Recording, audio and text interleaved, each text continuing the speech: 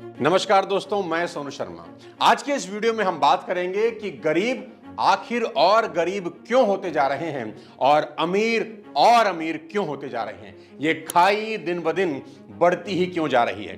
क्यों दुनिया का 95% पैसा सिर्फ 5% लोगों के पास है और बचा हुआ 5% धन 95% लोगों के पास है। और किसी ने बिल्कुल ठीक कहा है कि अगर आप Ambani, Adani, Bill Gates, Jeff Bezos, Elon Musk, Warren Buffett और भी कई अमीर लोगों से उनका सारा पैसा वापस ले लें और दुनिया के सभी लोगों में बराबर बराबर बांट दें तो कुछ सालों में वो पैसा वापस से Ambani, Adani, Bill Gates, Jeff Bezos, Elon Musk और वॉरेन बफेट की जेबों में चला जाएगा और लोग फिर से गरीब हो जाएंगे। इस अजीब सी अनसुलझी पहेली को आज के इस वीडियो में आपको समझाऊंगा और वीडियो के आखिर में मिस्टर मुकेश अंबानी की बेटी की शादी से आप वो क्या सीख सकते हैं जो 100 किताबें भी आपको नहीं सिखा पाएंगी। इसलिए आखिरी तक इस वीडियो को जरूर देखिए और अगर आप नए हैं तो चैनल को सब्सक्राइब कर दीजिए और बेल आइकन दबा दीजिए। 2 सवालों से शुरू करते हैं। पहला सवाल, सोचिए क्या वजह होगी कि 6500 करोड़ के मालिक शाहरुख खान ने अभी तक अपना कोई पर्सनल प्लेन नहीं खरीदा, जबकि 400 करोड़ का जेट प्लेन वो आराम से खरीद सकते हैं, उनके लिए कोई बड़ी बात नहीं है। दूसरा सवाल, आखिर क्या कारण था कि तेल की खोज के बाद जहां दुबई और सऊदी जैसे देश आज अमीर कंट्रीज में गिने जाते हैं, वहीं उसी तेल की खोज के बावजूद वेनेजुएला नाम का वो देश बर्बादी के मुकाम पर खड़ा है।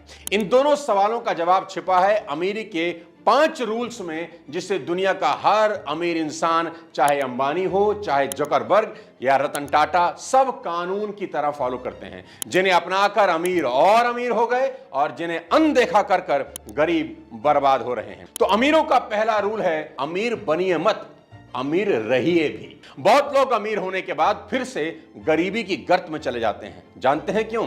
क्योंकि उनके पास टपनी नहीं होती, कोई बैकअप प्लान नहीं होता।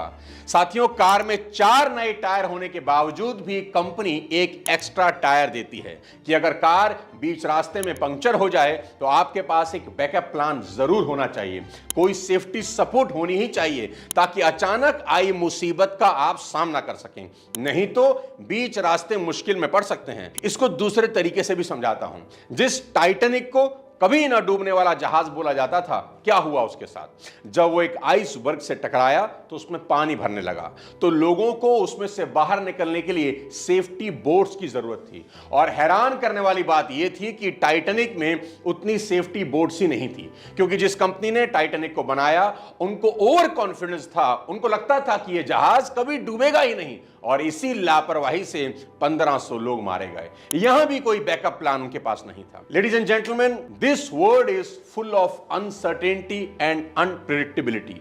कुछ भी कभी भी हो सकता है।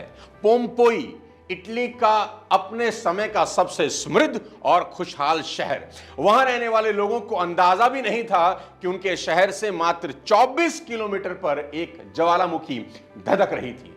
एक दिन जब वो फट गई तो उसकी वजह से पूरा शहर और वहां के लोग एक झटके में राख हो गए।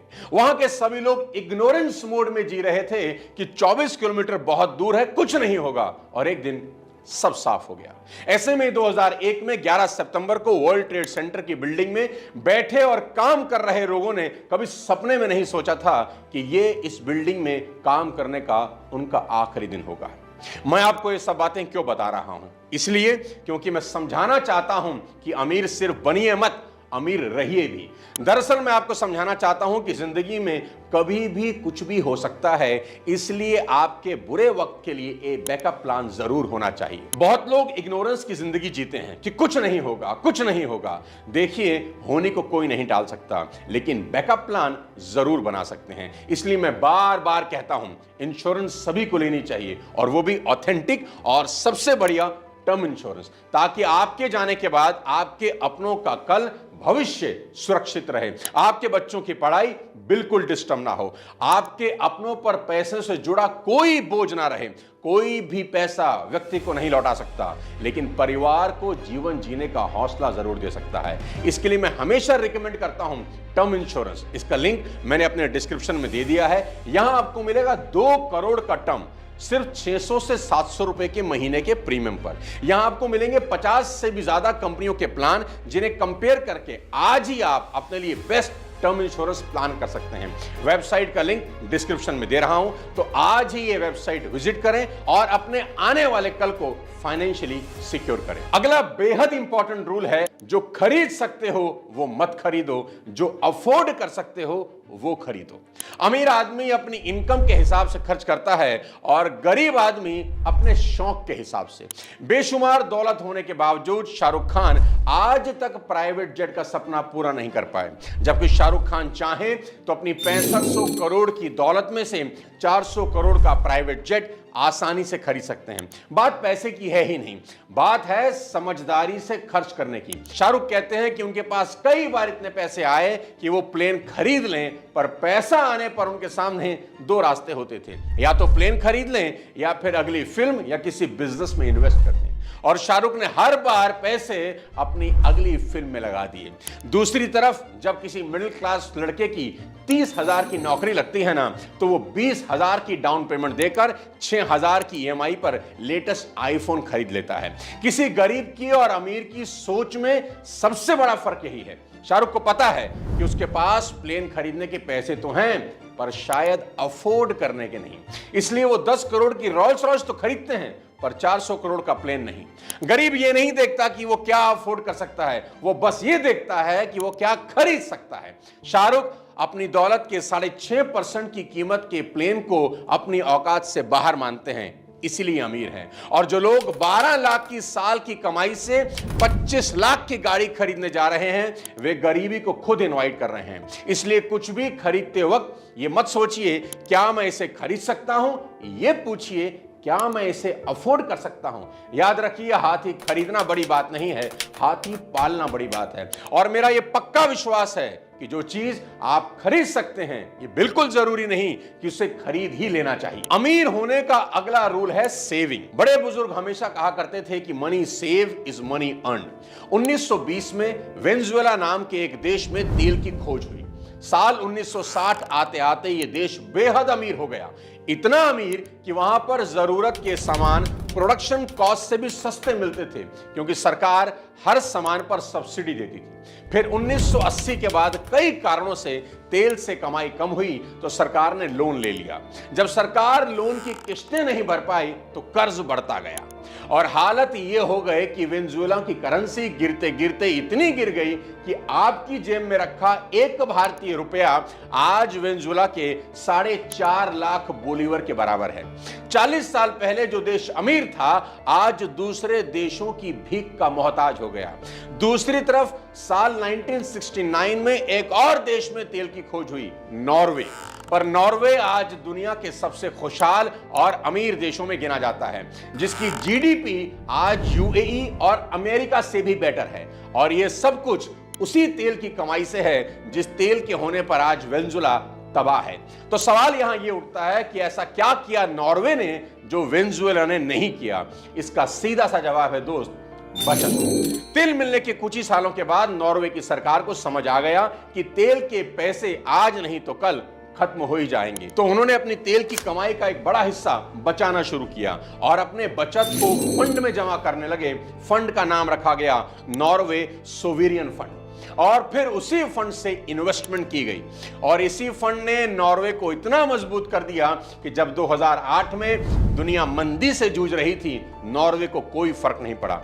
यहां ध्यान देने वाली बात यह भी है कि सिर्फ सेविंग करके आप अमीर नहीं बनते, बल्कि उसको सही जगह इन्वेस्ट करना भी जरूरी है। कहते हैं ना, पैसा ही पैसे को खींचता है, पर जिस तरह चुंबक को डब्बे में बंद करके उसकी शक्ति खत्म हो जाती है, उसी तरह पैसे को लॉकर में रखने से पैसे की खींचने की ताकत खत्म हो जाती है। नॉर्वे ने क्या किया? नॉर्वे ने अपने फंड के $300 मिलियन 72 देशों की लगभग 9,000 कंपनियां जैसे एप्पल, नेस्ले, माइक्रोसॉफ्ट, सैमसंग में इन्वेस्ट कर दिए। फिर धीरे धीरे बढ़ते आज इस फंड की वैल्यू $1.3 ट्रिलियन है, जबकि पाकिस्तान की जीडीपी सिर्फ 307 बिलियन है। इसी तरह आपको अमीर बनने के लिए पहले खर्च पर कंट्रोल, फिर बचत, फिर इन्वेस्ट करना सीखना होगा। अमीरी का अगला लेकिन बेहद इंपॉर्टेंट रूल, मौका पर चौका लगाना सीखना होगा। अगर आपको फुल टॉस मिले तो छक्का मारना आना ही चाहिए। जैसे जो लोग रियल एस्टेट की नॉलेज रखते हैं, उन्हें पहले से अंदाजा था कि अयोध्या में राम मंदिर बनते ही जमीन का रेट 1,000 रुपए गज से बढ़कर 20,000 रुपए गज हो सकता है। इसलिए इस नॉलेज की वजह से उन्होंने जमीन में तब इन्वेस्ट किया जब कीमतें कम थी और आज अच्छा खासा पैसा कमा लिया। मौके का फायदा कैसे उठाते हैं, इसके लिए आपको 1963 में 1963 में लेकर चलता हूं। एक बैंक उस वक्त कंपनियों को उनके गोदाम में रखे माल पर लोन देता था। बैंक का नाम था अमेरिकन एक्सप्रेस। बैंक से एक कंपनी ने यह कहकर लोन लिया कि हमारे पास 160 मिलियन का ऑयल है। बैंक वालों ने जाकर गोदाम चेक किया तो तेल के बैरल से भरा हुआ था। लोन पास हो गया, पर बाद में पता चला कि उन सारे बैरल्स में तेल नहीं, पानी था। खबर लीक हो गई कि अमेरिका के बैंक के साथ किसी ने ठगी की है। बैंक के शेयर एक झटके में आधे हो गए। हर आदमी अपना पैसा वापस निकाल रहा था, पर एक इंसान ने उसी स्कैंडल के दौरान उसी बैंक में $20 मिलियन इन्वेस्ट कर दिए। सबने सोचा बेवकूफ होगा, पर उस आदमी ने ऊपर से लेकर नीचे तक रिसर्च करके पता किया कि इस ठगी से बैंक की रेपुटेशन को चोट तो पहुंची है, पर इस बैंक का बिजनेस मॉडल एकदम टॉप क्लास है और आज नहीं तो कल वापस बड़ा होगा ही। इस आदमी का नाम था वॉरेन बफेट और आज वो उस बैंक के 20% से ज्यादा स्टेक ओन करते हैं, जिनकी वैल्यू 2023 के डेटा के मुताबिक $26.1 बिलियन है। 1963 में वॉरेन बफेट से भी ज्यादा पैसे कई इन्वेस्टर के पास थे, पर वॉरेन को मौके पर चौका मारना आता था और यही वजह है कि अमेरिकन एक्सप्रेस आज उनके पोर्टफोलियो की सबसे बड़ी कंपनी। अब चलते हैं अमीरों के सबसे आखिरी रूल की तरफ, देखा देखी से बचें। सबसे लाइव एग्जांपल आपको यहां देता हूं। अपने मुकेश अंबानी साहब के बेटे की टेस्ट मैच जितनी लंबी शादी अभी खत्म हुई है और अंबानी साहब के छोटे बेटे अनंत की चकाचौंध भरी हाई प्रोफाइल शादी देखकर कई लोगों के अंदर भी अंबानी बनने की इच्छा जाग गई होगी। कई लोगों ने तो शादी की सगाई से लेकर विदाई तक सिर्फ इसलिए देखी होगी ताकि जान सकें कि अंबानी की शादियां कैसे होती हैं, ताकि अपनी शादी में भी कुछ इसी तरह से मिलता जुलता कर सकें। कुछ लोगों ने तो पक्का इरादा कर लिया होगा कि हमारी शादी में भी अंबानी ही की तरह ढेर सारे फंक्शंस होंगे, ढेर सारे मेहमान आएंगे। रेहाना और जस्टिन बीबर ना सही, इसी तरह के मिलते जुलते परफॉर्मेंस तो मैं भी पापा को बोलकर करवाऊंगा ही। अनंत ने अगर 200 करोड़ की शेरवानी पहनी है तो 3-4 लाख की तो हम भी पहन ही सकते हैं। भाई साहब, हाथ जोड़कर विनती करता हूं, इस ट्रैप में मत फंसना और इस दिशा में सोचना भी मत, बहुत भारी पड़ेगा। मोटा भाई ने अगर 5,000 करोड़ खर्च किए भी है ना, तो उनकी नेटवर्थ का 1% भी ये नहीं है। आप बराबरी करने निकलेंगे तो लोन लेने की नौबत आ जाएगी। ऐसा ना हो बाद में किस्तें भरने के लिए शादी की शेरवानी को ही भाड़े पर देना पड़ जाए। और वो मुकेश अंबानी है भाई साहब, सांस भी लेते हैं तो उनकी दौलत बढ़ जाती है। और कौन जानता है कि बेटी ईशा की शादी में मात्र 700 करोड़ खर्च करने वाले मुकेश अंबानी ने सीधा 5,000 करोड़ क्या सोचकर खर्च किए होंगे। हो सकता है इसके पीछे मोटा भाई का कोई बड़ा बिजनेस प्लान हो, जिसे समझना ना मेरे बस की बात है और ना आपकी। इसलिए भूलकर भी कंपैरिजन के चक्कर में अपना फ्यूचर ना बिगाड़ लेना। और हां, शादी का सारा खर्च उन्होंने सगन के रूप में आपको बिना बुलाए जियो का रिचार्ज बढ़ाकर आपसे ले ही लिया है। साथियों, ये पांचों नियम आपको जिंदगी में एक बेहद कामयाब इंसान और बेहद अमीर इंसान बना सकते हैं। इसलिए अमीर बनना है तो इन पांचों नियमों को कानून की तरह फॉलो कीजिए और टर्म इंश्योरेंस करवाना भूल कर भी ना भूलिए। पढ़ते रहिए, सीखते रहिए, स्वस्थ रहिए। वीडियो पसंद आया हो तो लाइक और शेयर कर दीजिए और कौन सा टिप पांचों में सबसे अच्छा लगा कमेंट बॉक्स में जरूर बताइए। अगले किसी और शानदार वीडियो के साथ फिर आपसे मुलाकात करूंगा। तब तक स्वास्थ्य का ध्यान रहिए, खूब पैसा कमाइए। जय हिंद।